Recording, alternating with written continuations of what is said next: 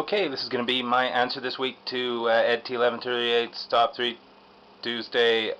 This week the question is by Dan's Game Corner, and it's a top 3 video game series in need of revival. Sorry, I didn't memorize that beforehand. Here's my 3 games. Okay, here we go. Starting at number 3, Final Fantasy Tactics. This one is on behalf of my girlfriend. She has put more time into these games alone than probably any other game that I can think of. She's got one save file on Tactics A2 for the DS that's over 200 hours long.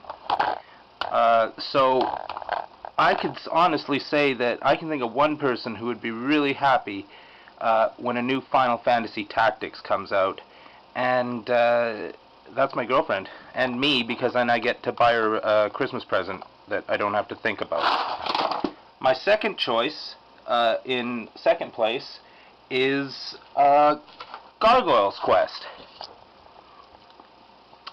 I played the first Gargoyles Quest I played was on the Game Boy, and I absolutely loved that game. I actually had to phone the Nintendo helpline to finish that game, so that was a long time ago.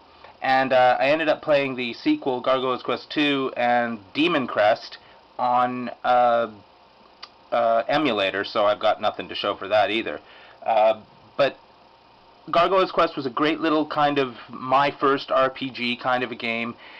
Building your character up, going from side scroll to overhead view. It was a really good little game, and you know, it's worthy of like just a kind of a revival, maybe even on the Wii Virtual Channel, you know, or whatever. I think it's a great game. So Gargoyles Quest number 2, and number 1.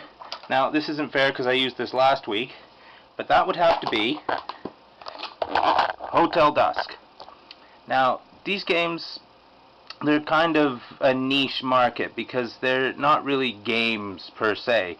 They're kind of a mystery where you go check into a hotel and you walk around and talk to the people staying there and the owners and try and figure out a little mystery. And it's kind of a cross between Phoenix Wright and Jake Hunter.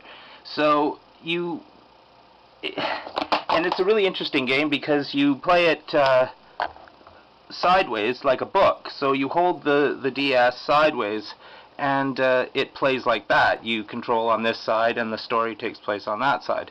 So it's a really interesting concept. It's a really interesting use of the hardware in and of itself.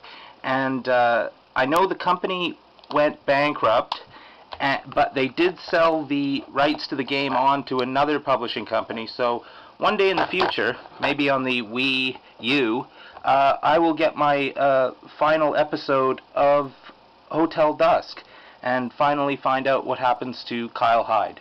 So, great question this week, and thanks a lot.